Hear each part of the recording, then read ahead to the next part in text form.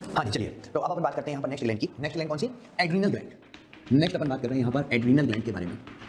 देखो, adrenal, add का मतलब क्या होता है? ऊपर, रीनल का मतलब क्या होता है? किडनी। तो एक्चुअली इसका नाम एड्रीनल इसलिए रखा गया क्योंकि ये किडनी के ऊपर होती है। लाइक अगर आप बात करोगे, ये होगी किडनी, ठीक है, किडनी के ऊपर इस तरह से पिरामिड के आकार की ग्लैंड होती है जिसको अपन कहते हैं एड्रीनल ग्लैंड। और एड्रीनल ग्लैंड जो होती है दो पार्ट में डिवाइड है। अगर अपन इसके पार्ट्स की बात करें तो बाहर की तरफ तो है एड्रीनल कॉर्टेक्स और इसके अंदर की तरफ जो है वो है एड्रीनल मेडुला।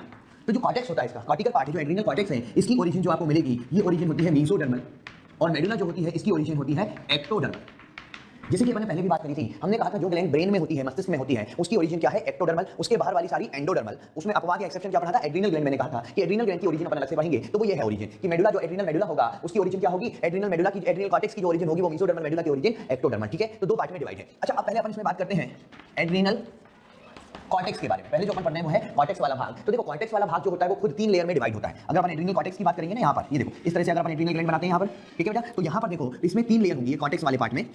यहाँ पर 3 लेयर होती हैं, ये मैं आपको दिखा रहा हूँ। यहाँ पर 3 लेयर है, यहाँ पर ये 3 लेयर में डिवाइड होती है कॉर्टेक्स इस तरीके से।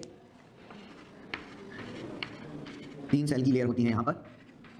इसमें जो सबसे बाहर वाली लेयर होती है, ये जो है, इसको अपन कहते हैं जोना ग्लोमेरुलोसा। बीच वाली जो लेयर है वो कहलाती है जोना फैसिकुलेटा, और अंदर वाली जो लेयर है वो कहलाती है जोना रेटिकुलेरिस। तो 3 लेयर होगी। बाहर वाली लेयर कौन सी होगी? सबसे बाहर वाली लेयर है जोना ग्लोमेरुलोसा, बीच वाली लेयर है जोना फैसिकुलेटा, और अंदर वाली लेयर कौन सी है? जोना रेटिकुलेरिस। तो 3 लेयर में डिवाइड होती है और तीनों लेयर अपने अलग अलग हार्मोन का सीक्रेशन करती हैं। चलिए बात करते हैं पहले जोना ग्लोमेरुलोसा की। तो जोना ग्लोमेरुलोसा जो है, यहाँ पर देखिए जोना ग्लोमेरुलोसा। सबसे पहले जोना ग्लोमेरुलोसा के बारे में बात करें अगर अपन, तो जोना ग्लोमेरुलोसा के जो हार्मोन्स होते हैं, इन हार्मोन्स को हम कहते हैं मिनरलोकॉर्टिकॉइड।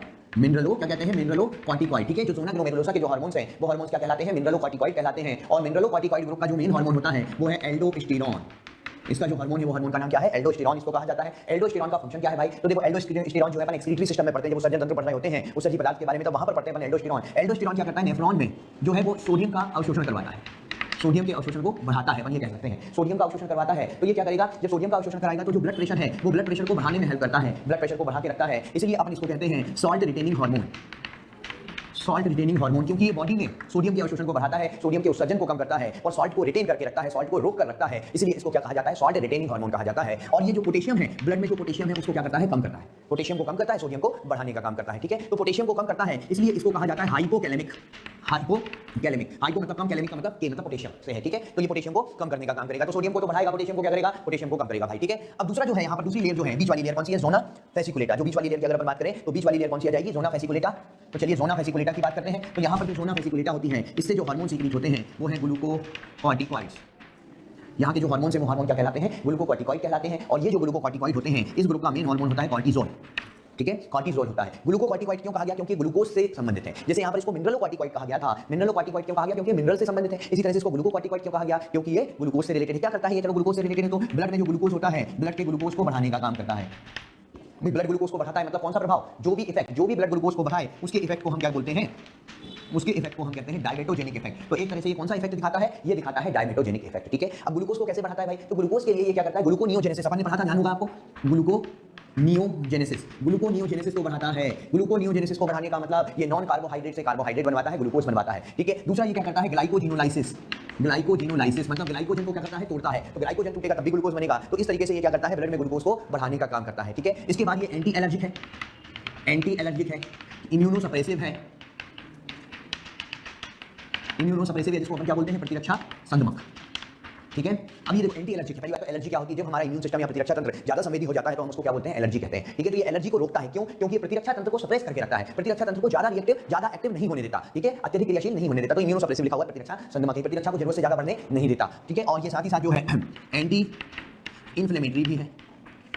एंटी इन्फ्लेमेटरी मतलब ये इन्फ्लेमेशन को रोकता है। जो प्रदाह क्रिया होती है ना शरीर में, शोध जिसको कहते हैं, प्रदाह कहते हैं, जनरल लैंग्वेज में हम कहते हैं कि सूजन आ गई किसी भाग में। ठीक है, तो उसको रोकता है, इसलिए अपन इसको क्या बोलते हैं? इसलिए अपन इसको एंटी इन्फ्लेमेटरी का नाम भी देते हैं, एंटी इन्फ्लेमेटरी होता है। ठीक है, और ये आरबीसी के प्रोडक्शन को बढ़ा देता है और डब्ल्यूबीसी को क्या कर देता है? डब्ल्यूबीसी को कम कर देता है। आरबीसी को बढ़ा देगा और डब्ल्यूबीसी को कम कर देगा। ठीक है, तो ये पूरे काम किसके हो गए? ग्लूकोकॉर्टिकॉइड के। तीसरी लेयर अभी बची हुई है। तीसरी लेयर कौन सी है? जोना रेटिकुलेरिस। चलिए तो अब अपन बात करते हैं जोना रेटिकुलेरिस के बारे में। चलिए तो अब अपन देखते हैं जोना रेटिकुलेरिस। रेटिकुलरिस, जोना रेटिकुलरिस से जो हार्मोन निकलते हैं उसको हम कहते हैं सेक्स कॉर्टिकॉइड। ये जो हार्मोन्स होते हैं सेक्स कॉर्टिकॉइड होते हैं, लैंगिक हार्मोन्स होते हैं। इनमें क्या क्या मिलेगा? इसमें एक तो एंड्रोजन मिलेगा, एंड्रोजन निकलता है इससे, और दूसरा एस्ट्रोजन निकलता है। एंड्रोजन और एस्ट्रोजन निकलते हैं, ये कहलाते हैं सेक्स कॉर्टिकॉइड्स। और ये क्या करते हैं, ये लैंगिक क्रिया में हेल्प करते हैं, जो हमारे जनन लक्षण होते हैं या जो जननांग होते हैं उनकी वृद्धि में थोड़ी बहुत हेल्प करते हैं। वैसे तो हमें पता है कि एंड्रोजन जो है पुरुषों में कहां से निकलता है, टेस्टिस से, वृषण से, और एस्ट्रोजन जो है वो स्त्रियों में कहां से निकलता है, ओवरी अंडाशय से। ठीक है ना, अंडाशय में जो कॉर्पस ल्यूटियम होता है वो निकलता है, कोशिकाएं निकलती हैं, तो वहां से तो निकलता है मुख्य रूप से, लेकिन कुछ मात्रा में जो होते हैं ज़ोना रेटिकुलरिस से भी निकलते हैं। ठीक है, चलिए अब अपन बात करते हैं इनसे होने वाले विकारों की, इनसे कौन कौन सी डिसऑर्डर्स होती हैं, कौन कौन से विकार होते हैं, उसके बारे में अपन बात करते हैं। तो देखिए डिसऑर्डर्स या विकार में पहला तो है एडिसन डिसीज। पहला जो अपन इसमें बात करते हैं वो है एडिसन डिसीज। एडिसन डिसीज क्या होती है, ये अल्पस्रावन से होती है।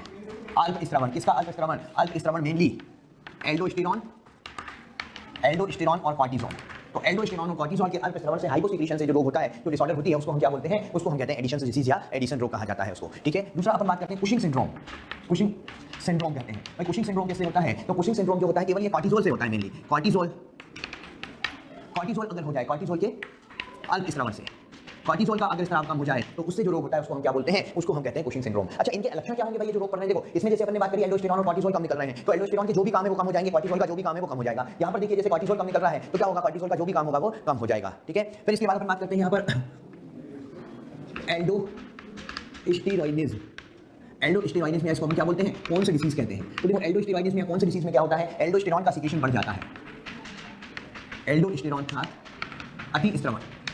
ठीक है, एल्डोस्टेरॉन का सिक्रीशन क्या होता है यहाँ पर, बढ़ जाता है। तो एल्डोस्टेरॉन के जितने भी कार्य हैं वो सारे कार्य क्या होते हैं, बढ़ जाते हैं। ठीक है, जैसे रक्त में सोडियम ज्यादा हो जाएगा क्योंकि ज्यादा सोडियम का अवशोषण कर लेगा, ब्लड प्रेशर क्या होगा, ब्लड प्रेशर भी बहुत ज्यादा हो जाएगा, पोटेशियम क्या होगा, जरूरत से ज्यादा कम हो जाएगा। तो ये कहलाती है कौन से डिसीज में। ठीक है, फिर इसके बाद देखो एक होती है एड्रीनल विरिलिज्म। एड्रीनल विरिलिज्म भाई, एड्रीनल विरिलिज्म क्या होती है, फीमेल में, स्त्रियों में जो होता है, फीमेल में सेक्स कॉर्टिकॉइड का अतिस्रावन। फीमेल में अगर सेक्स कॉर्टिकॉइड ज्यादा हो जाए तो उससे जो रोग होगा उसको हम क्या बोलते हैं, उसको हम कहते हैं एड्रीनल विरिलिज्म। अब इस एड्रीनल विरिलिज्म में क्या होगा, देखो फीमेल में हमने कहा सेक्स कॉर्टिकॉइड ज्यादा हो गया, मतलब एंड्रोजन भी ज्यादा हो गया और एस्ट्रोजन भी ज्यादा हो गया। तो देखो फीमेल में एस्ट्रोजन तो ज्यादा होने से कोई फर्क पड़ता नहीं, वो तो वैसे भी फीमेल में होता ही है, लेकिन एंड्रोजन ज्यादा हो गया ना, ये दिक्कत करेगा। क्या दिक्कत करेगा कि फीमेल में जो है पुरुषों के कैरेक्टर आने लगेंगे। ठीक है, इसमें जो है पुरुषों के लक्षण दिखाई देने लगते हैं, इसको हम कहते हैं एड्रीनल विरिलिज्म कहते हैं इसको। ठीक है, और फिर इसके बाद है लास्ट गायनेकोमेस्टिया। गायनेकोमेस्टिया क्या होता है कि पुरुषों में सेक्स कॉर्टिकॉइड ज्यादा हो जाएगा, पुरुषों में सेक्स कॉर्टिकॉइड का अतिस्रावन।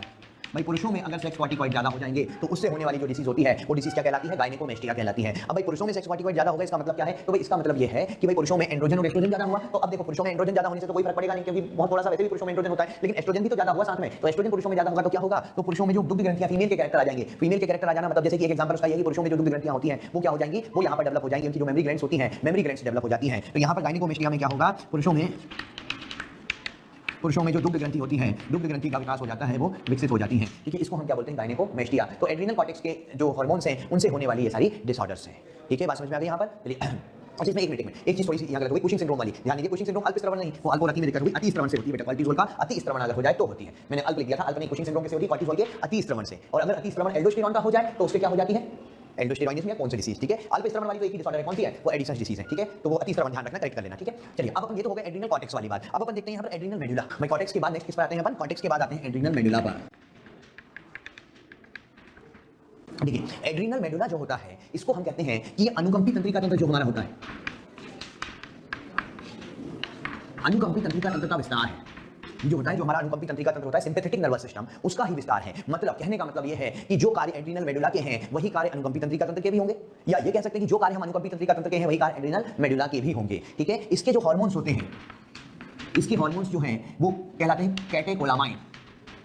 कैटेकोलामाइन, और कैटेकोलामाइन में क्या आते हैं, एड्रीनेलिन, और इसको कहते हैं एपिनेफ्रिन। दूसरा कैटेकोलामाइन में क्या आता है, नॉर एड्रीनेलिन, या क्या कहते हैं इसको, नॉर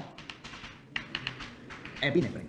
ठीक है, ये हार्मोन्स होते हैं जो किसके होते हैं, एड्रीनल मेडुला के होते हैं। और ये कैटेकोलामाइन, इनको हम जो है आपातकालीन हार्मोन भी कहते हैं, इमरजेंसी हार्मोन या आपातकालीन हार्मोन भी कहा जाता है। क्यों कहा जाता है, क्योंकि ये आपातकाल की स्थिति से निपटने के लिए शरीर को तैयार करते हैं। जो हमारी आपातकाल की इमरजेंसी कंडीशन होती है, इमरजेंसी हार्मोन्स कहला रहे हैं, क्योंकि जो इमरजेंसी कंडीशंस होती हैं या आपातकाल की जो स्थिति होती है उससे निपटने का काम करते हैं, इसलिए हम इनको क्या बोलते हैं, आपातकालीन हार्मोन कहते हैं। और ये कहा जाता है कि इनको 3F स्थिति जो होती है उसमें रिलीज होते हैं, 3F कंडीशन में रिलीज होते हैं। कौन कौन सी 3F कंडीशन, फाइट, ऐसे याद रख सकते हो आप, फाइट, फ्लाइट और फियर।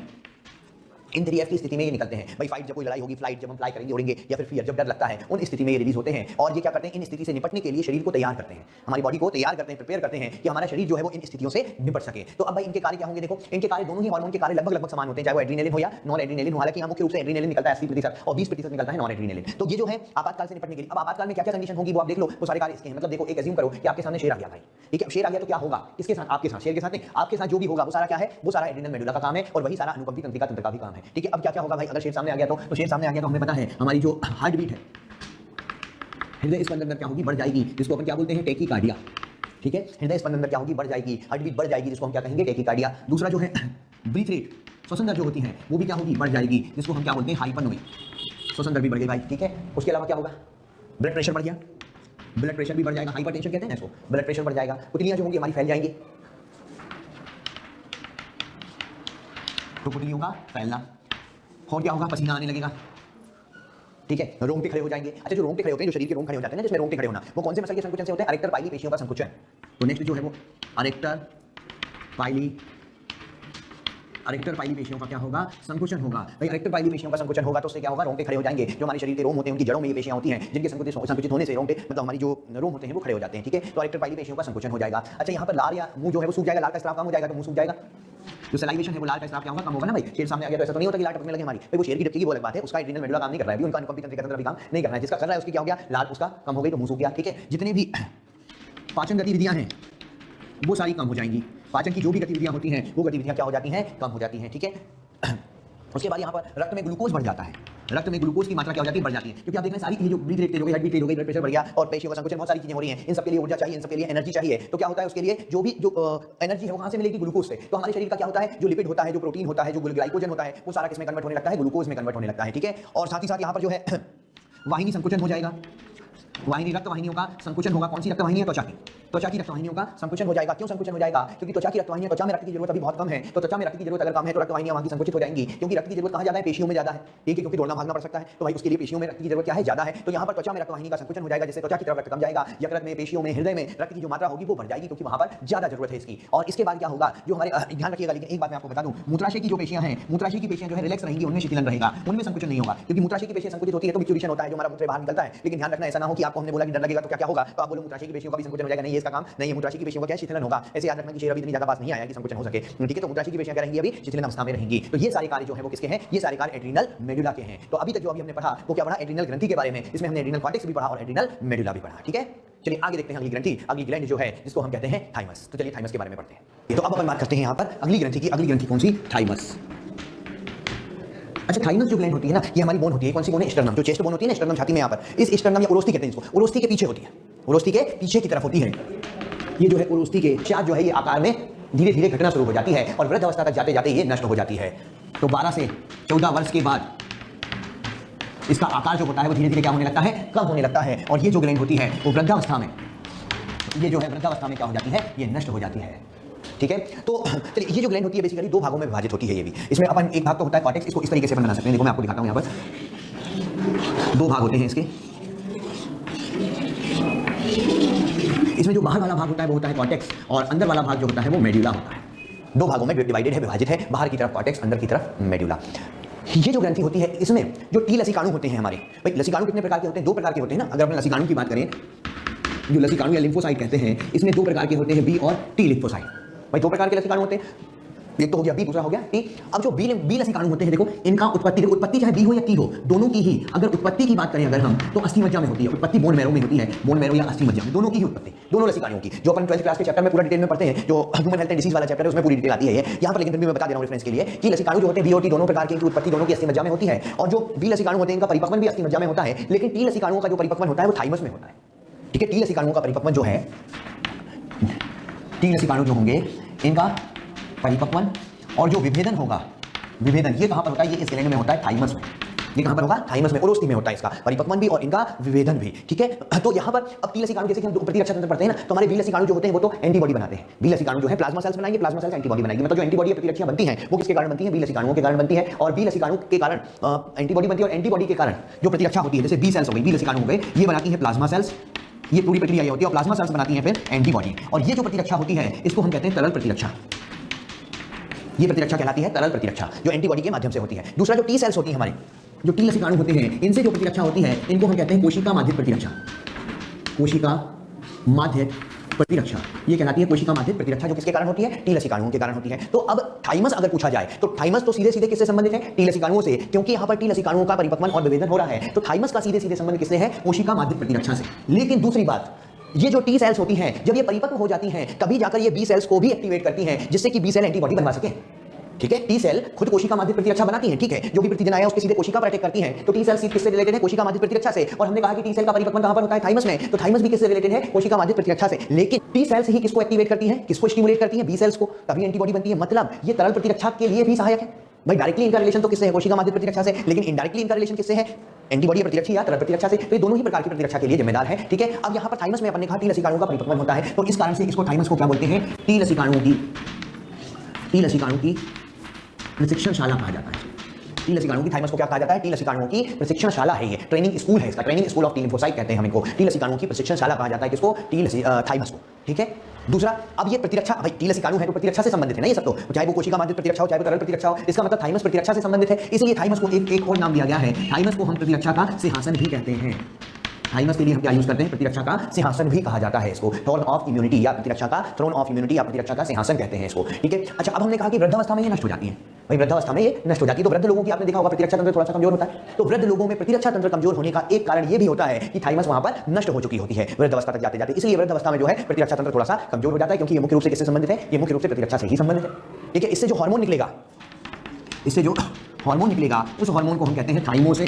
इससे निकलने वाला हार्मोन क्या कहलाता है? इससे निकलने वाला हार्मोन कहलाता है थाइमो। ठीक है, अच्छा, यहाँ पर देखो कॉर्टेक्स और मेडुला। तो कॉर्टेक्स में तो जो है अपरिपक्व लसीकाणु होते हैं। कौन से वाले लसीकाणु? टी लसीकाणु। यहाँ पर कॉर्टेक्स वाले भाग की अगर अपन बात करें तो कॉर्टेक्स वाले भाग में तो अपरिपक्व टी लसीकाणु होते हैं, टी सेल्स होती हैं, जिनको थाइमोसाइट भी कहते हैं। थाइमस की कोशिकाएं हैं, ये थाइमस बनाती हैं, इसलिए अपन क्या बोलते हैं? थाइमोसाइट्स भी कहते हैं। और यहाँ पर बीच वाले भाग में कोशिकाओं की इस तरह से एक रिंग बनी होती है, कंसेंट्रिक रिंग कहते हैं। कुछ कोशिकाएं होती हैं जिनकी कंसेंट्रिक रिंग बनी होती है और इनको हम कहते हैं हेसल कार्पसल। हेसल्स कार्पसल कहते हैं इनको। ये जो कोशिकाओं की एक रिंग बन जाती है, छलने के समान संरचना बन जाती है जो मेडुला में, इनको हम हेसल कार्पसल कहते हैं। और ये हेसल कार्पसल भक्षकाणु की तरह काम करती है। ये भक्षकाणु की तरह मतलब जो भी मृत कोशिकाएं हैं उनको नष्ट करने का काम करती है। भाई भक्षकाणु मतलब जो मृत कोशिकाओं को या फालतू चीजों को खा जाए और उनका पाचन कर दे, उसी को तो हम भक्षकाणु कहते हैं। तो यहाँ पर जो हेसल कार्पसल है, हेसल कार्पसल इसकी क्या है? भक्षकाणु की तरह कार्य करती है। ठीक है, तो बात समझ में आ गई, यहाँ पर बात क्लियर है। तो यहाँ पर अभी हमने कहा कि जो थाइमस ग्लैंड होती है वो कहाँ पर है? ओरोस्टी के पीछे है। ठीक है, अब थाइमस ग्लैंड जो होगी वो बच्चों में तो बड़े आकार की होती है। 12 से 14 वर्ष जो प्यूबर्टी होती है, जो यौवन अवस्था होती है, उस उम्र में ये धीरे धीरे आकार में उसके बाद घटना चालू हो जाती है। और वृद्ध अवस्था तक आते आते क्या होता है? ये आकार में पूरी तरह से नष्ट हो जाती है, बहुत छोटी हो जाती है, नष्ट हो जाती है। ठीक है, और थाइमस हमने कहा दो भाग में विभाजित, कॉर्टेक्स और मेडुला। तो थाइमस का कार्य क्या भाई? थाइमस का कार्य तो ये है कि थाइमस, अच्छा कौन सा हार्मोन निकला? थाइमोसिन निकला यहाँ से। ठीक है, अब इसका कार्य क्या है? इसका कार्य है टी लसीकाणुओं के परिपक्वन में सहायता करना, जो टी लिम्फोसाइट्स होती है उसके मैच्योरेशन में हेल्प करना। इसलिए इसको क्या कहा गया? Training school of T lymphocyte या टी लसीकाणुओं की प्रशिक्षणशाला कहा गया। ठीक है, और साथ ही साथ ये बी लसीकाणु जब टी सेल एक्टिवेट होंगी या परिपक्व होंगी तो ये बी सेल को एंटीबॉडी बनाने के लिए प्रेरित करेंगी। तो मतलब ये तरल प्रतिरक्षा का भी भाग है। बी सेल से जो एंटीबॉडी बनकर प्रतिरक्षा होती है उसको अपन क्या बोलते हैं? तरल प्रतिरक्षा। तो ये तरल प्रतिरक्षा का भी भाग है भाई। ठीक है, और ये प्रतिरक्षा से संबंधित है, इम्यूनिटी से संबंधित है, इसलिए हमने क्या बोला इसको? थ्रोन ऑफ इम्यूनिटी या प्रतिरक्षा का सिंहासन कहा अपन ने। ठीक है, और एक बात, जो वृद्ध अवस्था में ये नष्ट हो जाती है तो प्रतिरक्षा का वृद्ध अवस्था में प्रतिरक्षा तंत्र के कमजोर होने का एक कारण ये भी है। देखो अपन ये नहीं बोल रहे कि यही एक कारण है कि वृद्ध अवस्था में प्रतिरक्षा तंत्र कमजोर होता है, लेकिन हम ये कह रहे हैं कि ये भी एक कारण है। उसके साथ बहुत सारे फैक्टर काम करते हैं वहां पर, लेकिन एक कारण ये भी है कि थाइमस नष्ट हो जाती है वृद्ध अवस्था में, इसलिए वृद्ध अवस्था में जो है वो प्रतिरक्षा तंत्र जो है वो कमजोर हो जाता है, उसका एक कारण ये भी है। ठीक है, तो ये था यहाँ पर थाइमस के बारे में। ठीक है, चलिए बाकी आगे अपन कंटिन्यू करेंगे। जिस ग्लैंड से वो, उस ग्लैंड का नाम है पीनियल ग्लैंड।